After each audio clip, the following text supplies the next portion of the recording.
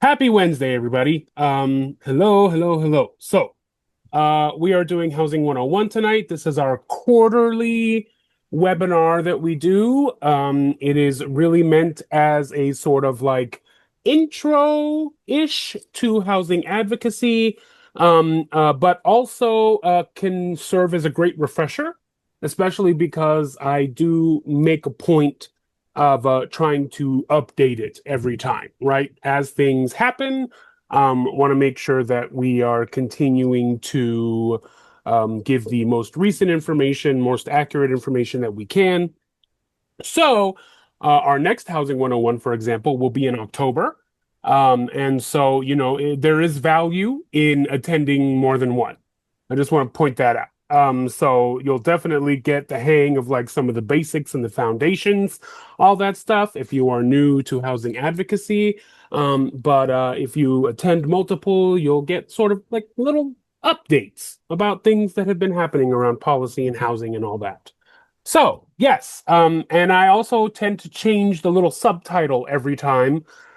This year I'm really big on like the like machine and cog and like wrench sort of like metaphor when it comes to like this system. So that sort of inspired this dismantling the exclusion machine. So let us get started. So this is our path for today. I'm actually trying to streamline these agendas too for each one. I used to like make a brand new presentation for Housing 101 every time. And I actually just think that's not like sustainable. Um so but this is like sort of what it'll look like. So we have our introduction and ecosystem, that is to say that's who we are, who I am. We have the cogs of exclusion, the things that have made it so that way we cannot build all of the housing that we actually need. Um, the wrenches of abundance is what I call the tools that sort of we can embrace and use to be able to make changes to this system, to this machine, as it were, and hopefully make it work better.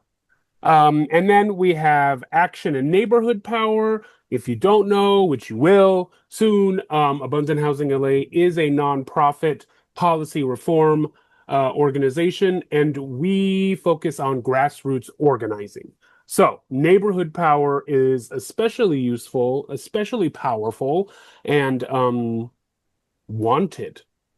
That's the thing, right? So then we'll get into some urgent actions, things you can do today or tomorrow or whatever suits you best, but right away.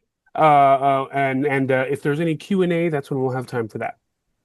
So, introduction and ecosystem. I am Joshua Gonzales. I have a master's in social work, and that is my background. I have a background, I've been a therapist. I have facilitated, like, anger management groups and stuff like that. But for me, housing advocacy has become sort of a great way for me to work on the grand social challenges of, oh, wait, what is it called? What are they called? The nine, it's funny, I can't even remember what they're properly called. But social work has these like nine grand challenges. And you can find housing and sort of like public health and all of the sort of stuff that we will talk about tonight. You will find a version of that in the grand challenges. And so that's sort of like how I approach housing advocacy is, how do we actually listen to people? How do we validate their concerns? And how do we collectively find a way that works for everybody when possible, right? That's something that's really important for me. So, as I was saying, Abundant Housing LA is a policy reform nonprofit. We change rules. We're not service providers. I wish we had that kind of like power as well. Not that we have power, but sort of political influence, let's say. But yeah, sometimes we will get messages where folks are like, "Hey, I really need housing," and I'm like, we know, we get it. But they're actually talking about like a direct service. That's something we don't provide.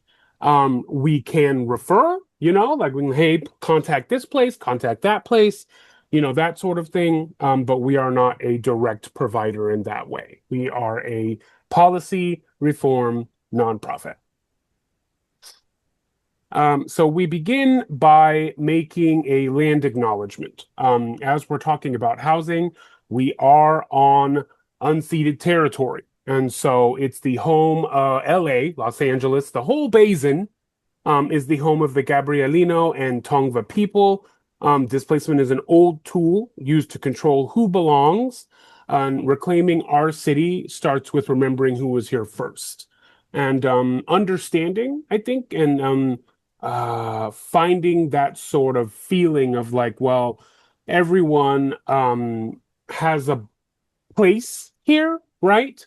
And the only reasons that it is the sort of access to this space is so limited now is because it has been wrested from folks with various forms of violence.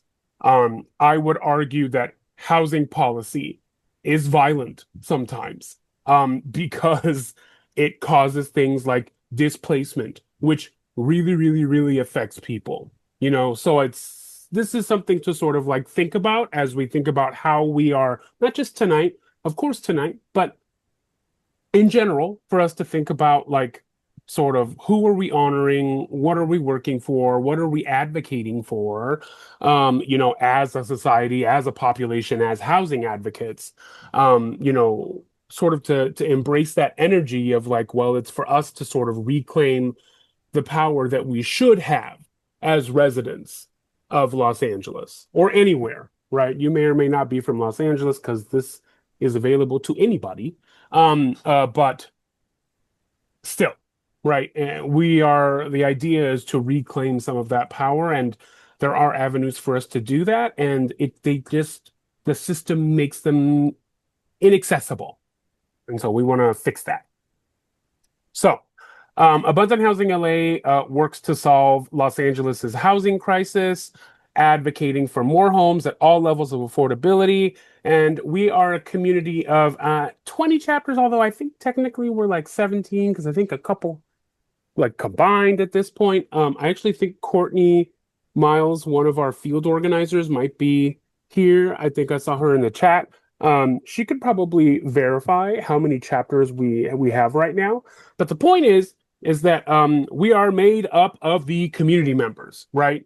We're not just like people standing at the top being like, hey guys, like we want to help you go get the stuff you need. No, we're part of that. Like I live in a pretty crappy apartment in Pico Union. And it has really, really probably the best rent in the city, and probably close to the lowest quality housing. I'd like to be able to move, but there's nothing available here that in Los Angeles that actually is in a range that I could manage at the moment. And so, yes, like I want this stuff too. I want for more housing to become available so that way me and other people and really everyone has some sense of housing upward mobility, if you will, or not even upward, but just being able to move sometimes. And I think for a lot of people in Los Angeles, they're actually kind of trapped right now, not able to do anything. Need more space, need different sort of surroundings in their, environment, things like that, resources. And for a lot of people, just like moving to just be able to find those resources and be around the things that you need or want is not so easy. Getting some money transferred over to pay off credit card debt. So if you could give me a call back, I'd love to help. Is that Bart? Make sure if there's any factor application in place. Bart, your microphone is on. I know that everything's tied up right now. Yeah, Bart, I'm gonna mute you, Bart, but please come off mute when we do like a Q&A or something, okay? Okay. All right. Sorry about that. Okay, there we go. So this is why this is your fight, right? The housing crisis does hurt everyone. Families split up because children are moving away to find a home, right? Shops close. Essential workers can't afford to commute. Forced overcrowding. Scarcity takes away the right to a dignified space. And I always make sure that I say this, that in some cases there is a cultural sort of thing that happens where folks, will live multi-family or multi-generations in a space. And that's really not what we're talking about. What we're talking about is when you are forced to overcrowd, right? Not like, like this is my family and I love to live here and this is perfect, right? Like this is how I survive, this is my support system, not that sort of thing. We're talking about when you get so many people into a space that it starts overtaking the positive effects of like living with like people that might be your support system. So overcrowding is a thing. If you hear people talking about like, oh, I had, 8 roommates to be able to make the rent affordable. That's cute and we can laugh. It's also kind of violent, right? You know how I said like policy can be sort of violent? It is. Because then you don't have your own space to yourself. And for some reason, people don't recognize that that's something that we should have. Like we're just supposed to just figure it out. Anyway, don't get me started. Okay, so let's talk about the cogs of exclusion. So first of all, you may or may not know about redlining. This was segregation by design. So 1939, these maps were used to stop home loans. It was pretty normal, actually, like to be able to do this. Like this wasn't like something that was like, oh no, like this is extreme situation. It is an extreme situation. However, at the time, it was very normal. And so it started on our maps in 1939. The government drew these red lines around neighborhoods of color, essentially intentionally denying home loans and wealth building for generations. Scarcity was like built into our city's geography on purpose, right? And so this map, like this isn't like ancient history. Like these red zones are the exact same neighborhoods dealing with disinvestment and displacement today, right? So like the machine, as I've called it, the blueprint is over 80 years old. Like, but it's not ancient history, right? Like we sort of have this feeling of like, well, this is 1939, and it's about to be soon 100 years ago. That's actually not that long ago, though, right? Like, given the sort of like range of history of our, society and our peoples and stuff like that, not that long. But the point is, though, is that it was something that was done to the landscape, done to the geography, done to the way that Los Angeles and many other cities across the nation were planned and developed. Right? It's an urban planning thing. It's an urban planning disaster, I'm sure, and we've seen that because again, these same neighborhoods definitely have like echoes. These same neighborhoods now have echoes of the kind of like exclusion, and in the other case, like in the blue or green neighborhoods, have echoes of the privilege that those places were afforded at the time, right? You can see that. It's more expensive. I mean, it's expensive to live anywhere in Los Angeles right now, but it's more expensive to live on the west side than it is to try to find something in like the urban core, right? And you can see how that is an echo from this map.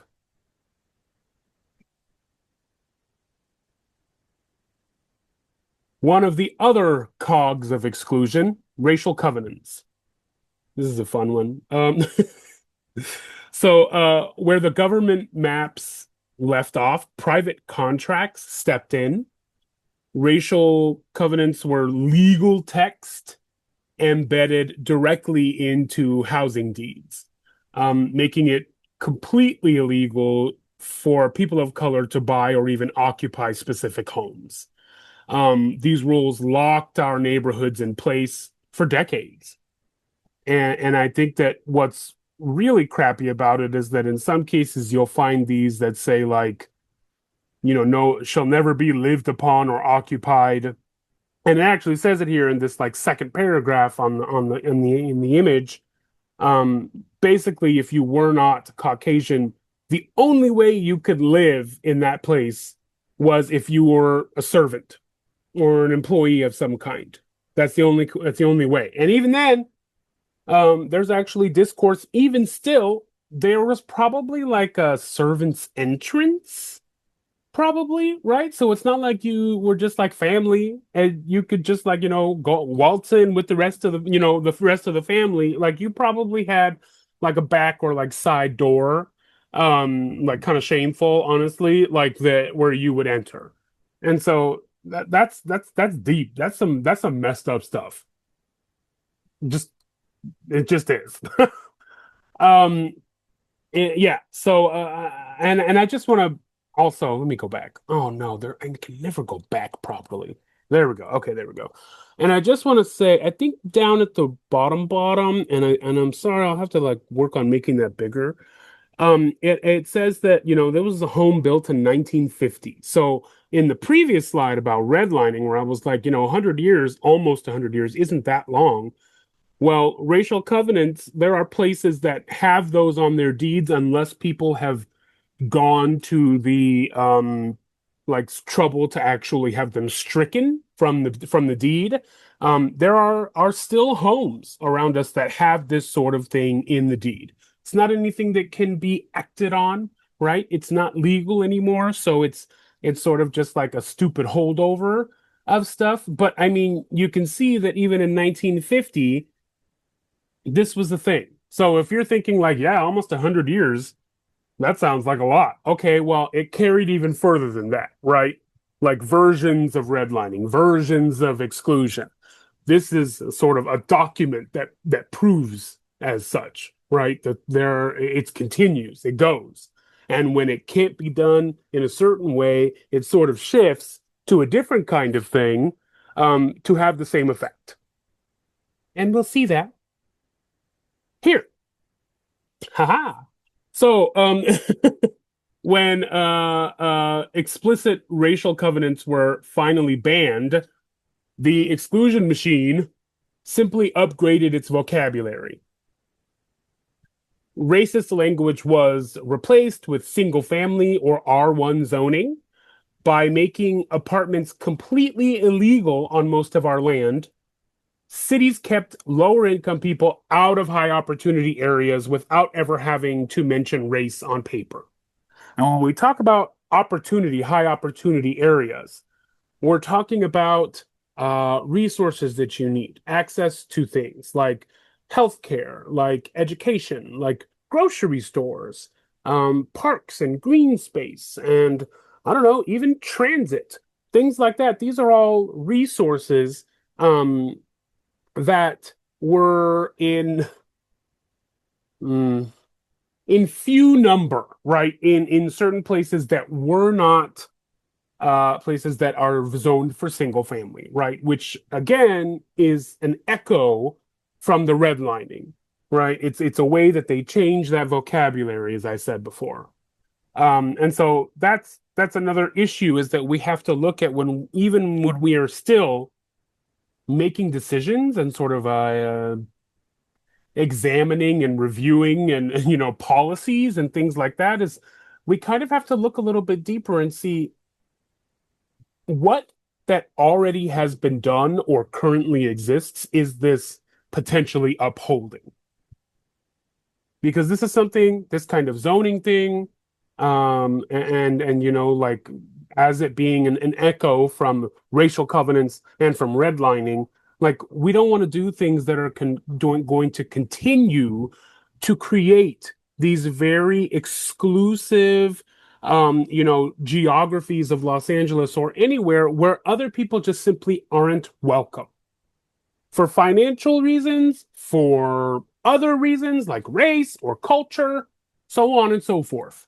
Right. So that's something that we need to make sure that we look at as things go on. Now, when I say that like things can change and it's like, oh my gosh, like we have to find a different way to be discriminatory, right? Like, and then I'm talking as the system, right? This was another thing that sort of upheld this exclusionary thing, right? So the math of this machine is like devastating because between 1960 and 1980, the city of Los Angeles intentionally, intentionally cut its legal housing capacity by a massive 60%. Our planners made the city legally smaller while our actual population kept growing. And so when we say scarcity is a policy choice, this is what we're talking about. This is all completely made up, this stuff. In 1960, you'll see that we actually had the space for 10 million people and had only occupied the land for 2.4 million. So we had only actually used, as it shows, 25% of the land that we said at the time could be used to actually house people or what have you, right? And then all the way to 1980, we suddenly decided, oh, we don't have the capacity for 10 million people. We actually only have the capacity for less than 4. And they did that through sneaky ways, parking minimums, height limits, minimum lot sizes, right? Like you can't build anything that's too big, you can't build anything that's too small. You can't build anything, it's unless it's, they got a Goldilocks thing going on, like, and so it's weird because where did that land go? Where did it go? Because the land didn't just get ate up, it didn't just disappear. Where did it go? And it was policy that decided, oh, this space, we're not going to use it the way that we really should, which is for the people that live here. And so we see that in a lot of different ways. Like I was saying, the historical exclusion has physical consequences, right? And not just in the way that like where things are built, although that is part of it. Like this contributes to this, but it's also what gets built, and in what way. And what you'll see here is that there are areas that were previously redlined that now are a lot hotter.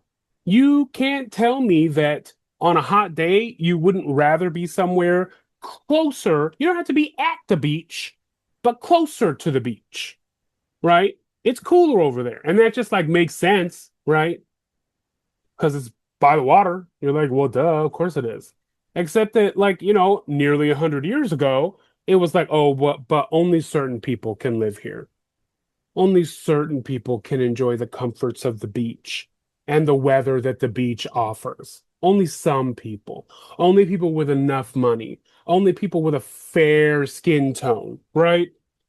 And so now we're over here. I told you I'm in Pico Union in the urban core, and I don't, this is not a flex. This is not a flex, but my AC is on 24/7 because we have terrible or none insulation in our walls.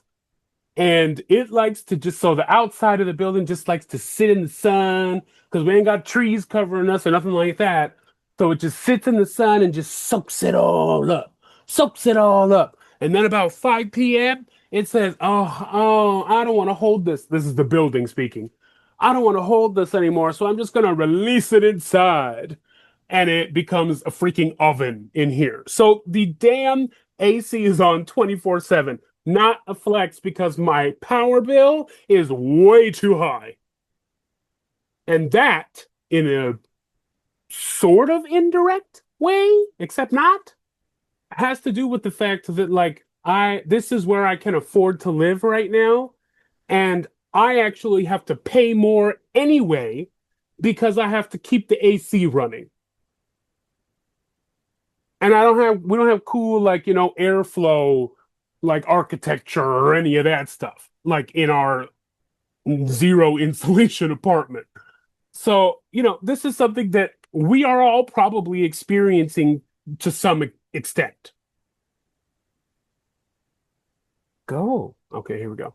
And so that is also expands to how much we are paying, right? Like all of this is sort of exists together. These are all Cogs of Exclusion, right? And so like 59, and actually I need to, that's from the 2019. I wonder, we should be seeing the new like American, is that one every 5 years or is it every 10? I don't remember. But we should be getting new numbers on that soon, I think, probably in the next few years. If anybody knows about that, like when they do the American Community Survey, if you could let us know in the chat, that'd be cool because I don't really know when the next one is. It's the one that people try to dodge because nobody wants to answer their doors anymore, which I get. Anyway, but all of this sort of like exclusion has concentrated people into certain chunks of Los Angeles. And so with this scarcity, like I was saying, is like things are far too expensive. So I can't just move to somewhere else that has better, quality of housing or isn't so hot. So I don't have to, spend money on the AC or my electric bill. Like it's not just easy to do that because I'm already like sort of barely surviving. Like, and honestly, I hate this because we probably have, and I think I said this earlier, we probably have the best rent in LA. We pay right now just under $1,000. I'll be real honest with you guys. Just under $1,000. And when I tell people that, they're like, ooh, because yes, without the context of actually where I live, it sounds amazing. But I also have seen that my block specifically using the it's a TCAC opportunity map, which is to say it sort of measures the opportunity score of an area, right? As far as like how much opportunity you have and how much access you have to resources. My block, specifically, the one I live on, is marked with red and orange stripes, and it says high poverty. And I'm like, ooh, I made it. I made it onto one of these like official maps. Woo! But I can't move. I don't have the money to move. Everything is way too expensive. And I know that this is a lot of what people is experiencing. And the thing that's worse about that is that when we are not able to move, we don't have enough money to really sustain everything. You're just a couple of like financial emergencies away from being pushed into the streets. Everybody's like, oh, it's drugs. Oh, it's alcohol. It's mental health. Look, I'm not going to say that that doesn't happen, right? But what I will say is that I think that most of the cases of homelessness probably result from housing scarcity, not being able to move, not being able to get more money because in this capitalist society, they would rather collect more money from us than how much they give us, right? Um, and so like this is what sort of leads to homelessness is that people just can't keep up because rises, um, prices keep rising is what I was trying to say. Um, and you just can't keep up. And eventually it's like, crap. Well, now I'm getting evicted because like, I wasn't able to pay rent because I was paying, a $12,000 hospital bill or something like that, right? This is the sort of road that we are being led down by exclusionary policies is a road right into the street. Um, I mentioned parking minimums earlier as being one of the things that help to sort of this. I'm doing this like you're in front of me. I'm sorry. Let me make sure I'm doing it. Reduce the amount of land that we have available for development. This is one of those things, right? And it also costs us a lot to build parking. It costs a lot. Look at this. Law mandates housing cars, often prioritizing vehicles over people. Yes, because you could take the same amount of money that is used to, build these parking lots or even structures in some cases, and not only does it take up space that could be used for housing, but it takes up money that could be used for housing.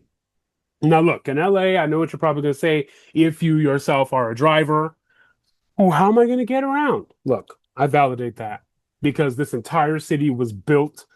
Well, I shouldn't say built on that because actually we had a pretty kick-ass transit system to begin with. But that was, they said, nah, we don't need that. Cars are the future. And they built our city with that in mind. Cars are the future. So, look, you're doing what you can to live in a system that was built the way it was. So I can't hate on people that are drivers. I just can't. I want to because sometimes I feel like they own the road and don't care about the safety of pedestrians. Or people using alternative transport, right? Like bikes and scooters and things like that. But it also like isn't entirely their fault, right? It's like they are pandered to. Drivers are pandered to. How many commercials for cars do you see? If there are commercials, maybe you stream and don't get commercials.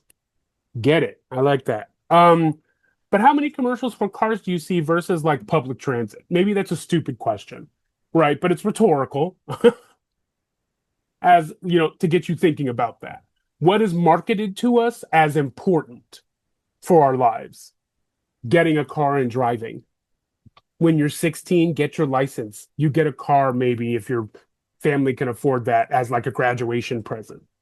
Immediately, we're going to put you in this big machine that is probably way more dangerous than anyone wants to talk about. Cool. That's the system we were built around. We grew up and sort of were raised in this system that prioritizes cars. But there's a lot of space and money that could be used for other things if we actually built for communities. We'll talk more about that. I realize it is 7:07. Y'all, tonight, I am on the rant train. Love it. So I'm gonna speed it up a little bit to make sure we actually get to the end. Fire trap. I'm sure y'all don't need to know like more about this. But because we are not building up over time, over the last nearly 100 years, because we're not building up, we're building out. It's called suburban sprawl. We're building out into places that we should not be in because they are wild areas. I don't want to, I'm not victim blaming. I want to be really clear about that. It's nobody's fault that they lost their homes. But Pasadena, Altadena, those fires were devastating, devastating, and avoidable.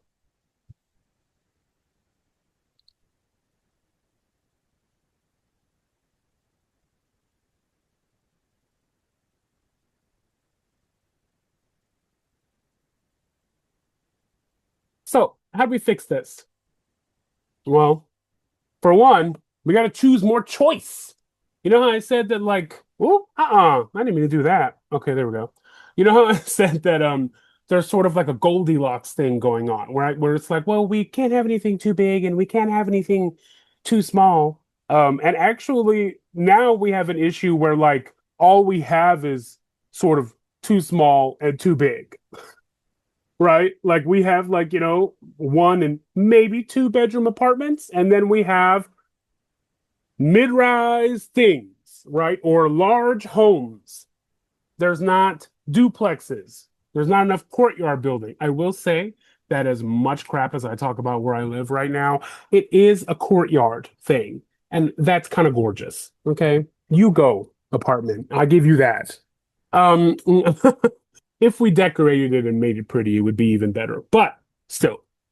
But townhouses, cottage courts, multiplexes, all of these things. I think that one of the things when I first started getting involved with abundant housing in LA, I had to learn is that sometimes when you talk about like we need more density, people are like, we don't want to be like New York. We don't want to be like that. And because the immediate sort of like visual in the mind is that it's going to be skyscrapers everywhere, everywhere. Spider-Man's going to move to Los Angeles if we do this because then he's going to be able to actually like swing everywhere. That's not what we're talking about. When we're talking about like we need more choice and affordability and we sort of go away from saying density quite as much, is because this is what we're talking about, the things on this screen. These are the things that we want, this missing middle housing, right? We want things to be able to build housing of all sizes for all reasons. You know what I mean? Because people need different things at different parts of their lives, even. It's not like you just need one thing and then you're expected to stay there the whole time. That's what's happening for some of us now because of this exclusionary bullcrap, right? But the idea is that like maybe you turn 18 or whatever and you're moving out of your parents' house if that's something that you do, and you want to get just like a little starter place. That's really hard in Los Angeles. That's when you're like, oh, well, everything's too expensive, so I better like, call my four friends and see if they want to go in with me on an apartment. Like that sort of thing. So then that's difficult. But the idea is that you would get something that's a little starter or a little something, just a little something where it's private, it's yours, whatever, but not necessarily moving into like a giant complex or a giant home or anything. And then at a certain point, maybe you get into a relationship, or maybe you find, like chosen family, like that you want to decide you want to live with and stuff like that. And maybe then it makes more sense to go into like a courtyard building or a townhouse or something like that. The idea is that you should be able to have the housing that's available to you um accessible to the era in life in which you are experiencing. Does that make sense? Right? Like, I think as you grow and as you change and as you meet people and let other people go and all of these things, change jobs, do school or not, like you need different sizes of space. You need different amenities, different things. And the idea is that we want to make sure that all of those variety of things is available to us. So that way no one is sort of forced into scarcity, forced into homelessness. We don't want those things. So choosing more choice. That's what we're about. And that is a great wrench. Now, what does that look like? Choosing more choice? It means going to our city council meetings and telling them like, yo, man, you can't exclude. You can't do this policy that says that we can't build housing there. You can't do that. So, think about your housing choices right now. It usually feels like you only have two options, this massive high-rise tower or single-family suburban home. But true affordability actually means giving people more choice, like triplexes and townhomes and all that stuff. These things should also fit into any neighborhood, which they can if just given a little bit of time to think about it. We're really great in this country about saying no. We're super good at that. The land of no. You can't build that here. No. Ridiculous. This is another great wrench. Transit-oriented development. What is that? Transit-oriented development is a sort of fancy name, but it just means building homes, shops, and restaurants right next to major train stations and bus stops so people can live less car-dependent lives. So the state rules on this are shifting fast under this framework called SB 79. And local cities are reacting in wild ways right now in this of July 2026. Los Angeles City passed a pause strategy to protect residential interiors, but they are aggressively upzoning specific opportunity stations, which is going to bring massive new housing to high resource neighborhoods like Westwood. Yeah. Girl, my dog was over there scratching herself, and it sounds like it's feeling real good. Culver, Culver City is designing a custom TOD alternative plan to keep density away from quiet side streets and push it directly into walkable commercial corridors. Meanwhile, Glendale and Burbank have teamed up to form Tri-Cities Working Group so that they can handle these state mandates regionally. So that's good stuff. Have a look at this image. So this is sort of what determines what a TOD is, right? These are the types of things where it'll be allowed to build more stories and stuff like that near the station. So you'll need probably like up to 6-story buildings. Although it actually the number of stories actually reduces as you get further away from like that bus stop or train station. So it's like right there, you could build, not that there will be, but it's allowed to build a 6-story development there, right where the train station is or the bus stop. And then I don't know, half a mile or quarter of a mile further away, then it's like the max is 4 stories. And then like a little bit further, the max is like 2 stories, that sort of thing. Check those details. But that's the idea, right? Is that near these train stations and bus stops, we'll be able to build a lot of housing for folks, which then also serves our climate issue that we're having. And they would do that by allowing folks to be able to access everything they need in a less car dependent way. So that's less CO2 and less stuff like that that's releasing into our atmosphere that is making it so freaking hot. Okay. So, the federal rule book has changed, right? This is a good one. So I have some massive historic news on July 11th, 2026, just 4 days ago. A landmark federal housing package called the 21st Century Road to Housing Act automatically became law. It uses billions of federal dollars to fundamentally rewrite local zoning rules, bypass local red tape, and penalize cities that penalize cities that refuse to build. And so the federal government just stepped onto the field and completely changed the game. So let's talk about it. This first wrench from the 21st Century Road to Housing Act, universal streamlining. The first tool is this. Streamlining means standardizing the rules so that if a project complies with the local building code, it gets approved automatically without months of political theater. The new federal law supercharges this by statutorily exempting small urban infill projects under 15 units from burdensome federal environmental reviews, cutting through years of costly paperwork delays. And I want to say this again because it's very like but this new federal law supercharges this by statutorily exempting small urban infill projects that are under 15 units from the environmental reviews. You might know an EIR, an environmental impact report.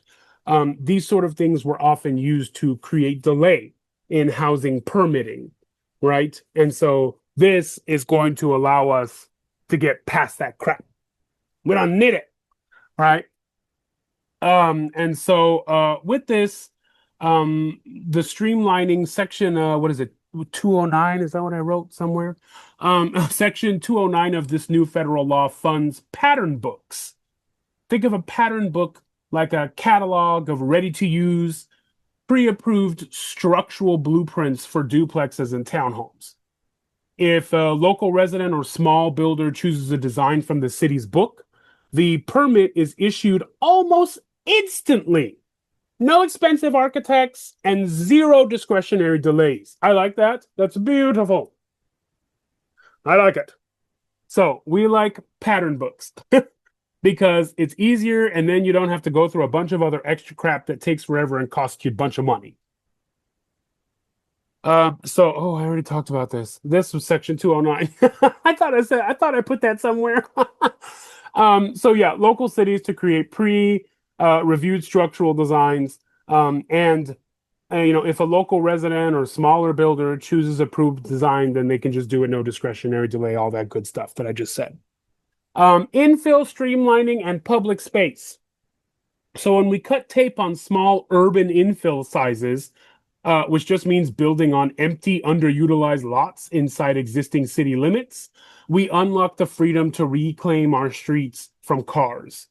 Because we are right sizing environmental reviews under the federal law, the city of Los Angeles is moving forward with its plan to permanently close Wilshire Boulevard to cars through MacArthur Park, fully restoring 2 acres of continuous safe green space for the community. This is what happens when you design your rule book around people and not vehicles.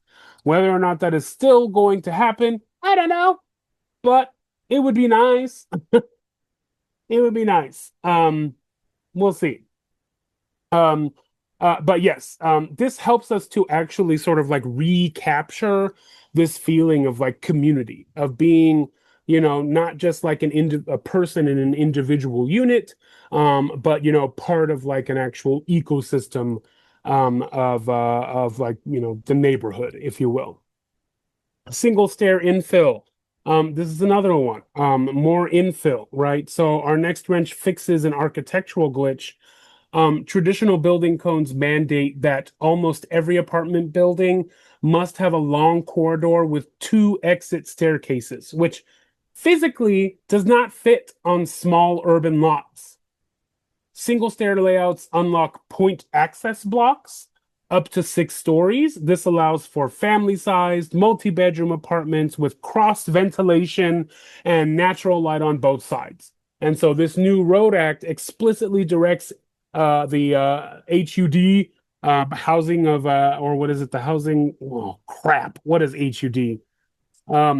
Something urban development. I'll get that later. If someone knows, can they put it in there? I don't know why I had trouble with that right now. Um, yes, long live light rail. Woo! Okay. But yeah, so it explicitly directs in to issue national safety guidelines to help our local planners fast track single stair adoption. That is to say that like if you're concerned, like what if there's a fire? The idea actually is that these buildings are much smaller than the double loaded corridor with the long hallway. So it actually works. It actually wouldn't make sense at all for there to be 2 staircases in the actual design of single staircase developments. It wouldn't make sense. You're taking up space. So the idea is that instead, like, of like a double loaded long hallway corridor thing, that you actually would see like maybe, like 4 buildings with like less units each, and maybe there's like a courtyard in the center or something like that. So it really does, it's still a safe thing. I know people are concerned about that. When we talk about single star, there is often single stair, there is often like outrage. I literally got an email once after I had just talked about single stair, like in an email blast, and they didn't say hello. They didn't like do anything. They were just like, and how many people have to die before you stop trying to build this? And I was like, whoa. I was like, whoa. And then so I sent her like all of the research that says like fire deaths are like none with single stair developments. They're like none across the world because these kinds of developments already exist. It's not like we're doing something new. It's just that the US is like late all the time on stuff. Yeah, I said it. Um, but yeah, so that's something to be aware of. Let me. Sometimes it works and sometimes it don't. There we go. Come on. This is a good one too. I like this. So there's another thing that is from that Road to Housing Act bill is the federal government is introducing serious carrots and sticks, if you will, to make sure local cities play fair. So under the Build Now Act, federal community development block grants, federal, they call them CDBGs. Federal CDBG funding is tied directly to housing growth. So if a city refuses to update its zoning, they face a mandatory 10% cut to their federal funds. But if they step up, they can secure up to $10 million from the Federal Innovation Fund to upgrade local parks, sidewalks, and transit infrastructure. We can only win. We can only win. Yes. Public land and conversions. Under this new federal law, cities can now legally use up to 20% of their annual CDBG. I'm never going to not be able to see it like that now. Sound like Cameron Diaz. Filipino?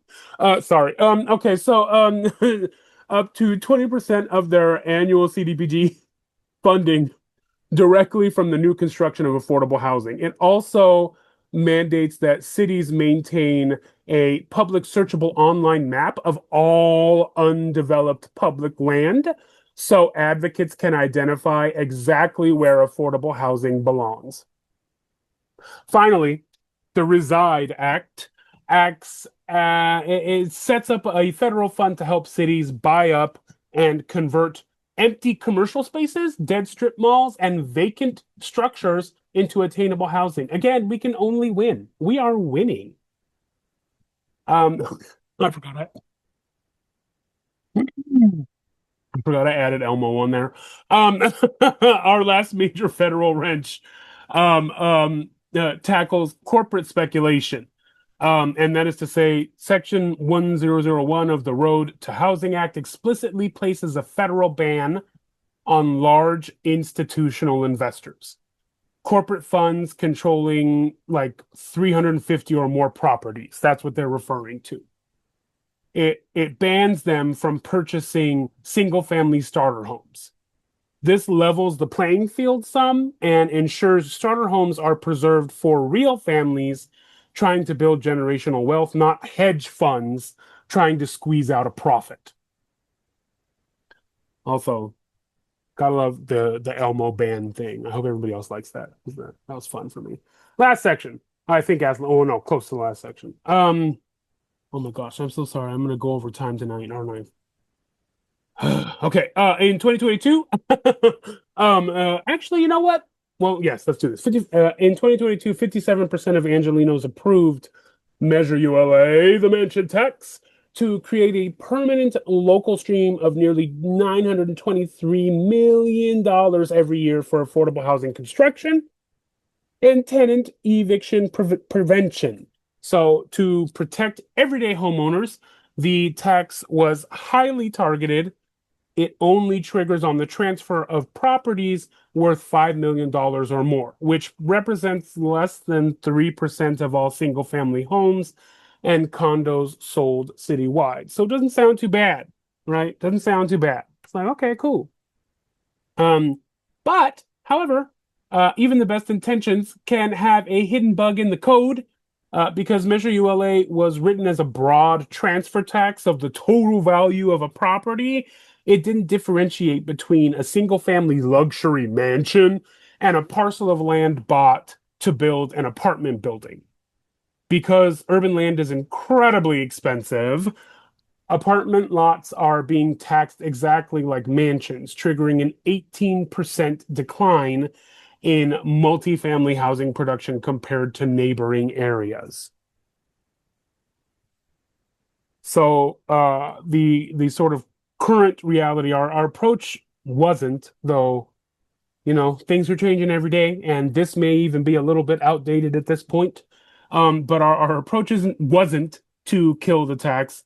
It's to fix the bug. So there was like a special ULA ad hoc committee that had a bunch of review sessions in the summer. They completed that. And we're sort of pivoting our strategy away from City Hall backroom debates and moving toward massive citywide voter education. And so our coalition goal, I guess, is like the Mend LA don't end it, mend it, don't end it, that sort of thing, is clear. We want to place a structural exemption on an upcoming ballot to legally exempt new multifamily apartment housing from the transfer tax, protecting affordable production, right? So to sort of undo the part of that was the bug. So this we're gonna go ahead and then try to wrap this up right now because we are at time. And so this is where your neighborhood power comes in. There was a lot of stuff just thrown at you, and don't you worry, this is recorded. There you will get the slide deck. You'll have opportunity to go through all of this stuff again. So don't worry about that. But this is where your neighborhood power comes in. Advocacy isn't just about showing up to marches, it's about turning digital clicks into real political power. And we're good at that. We actually have a metric on how many digital letters we send at Abundant Housing LA. And so we have built this automated action system where you can fill out your contact info and instantly blast personalized letters directly to the city council, the county board of supervisors, and the local planning commissions, telling them to vote yes on pro-housing updates. Good stuff. I'll also make sure that if you join our newsletter that you're able to get all of that. So we also have chapters. I mentioned this before. We have chapters all across Los Angeles. Here's a shot of some of our incredible grassroots organizers.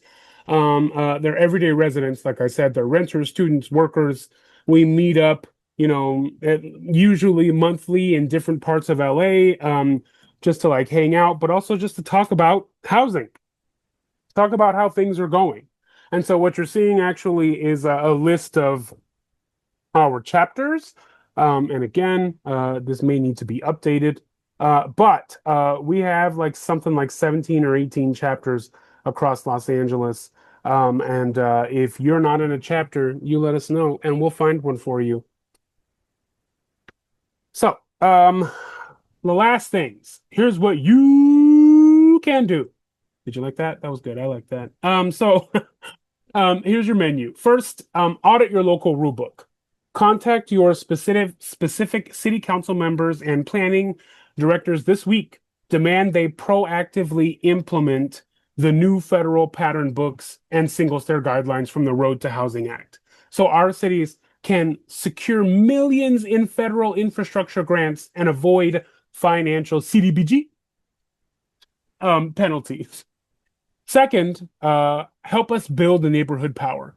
Join your local AHLA chapter to engage in the massive community plan updates happening across LA County. There's going to be a lot of ways for you to get involved aside from just doing not just, this is really important and very useful, but not only, I should say, like public comment opportunities.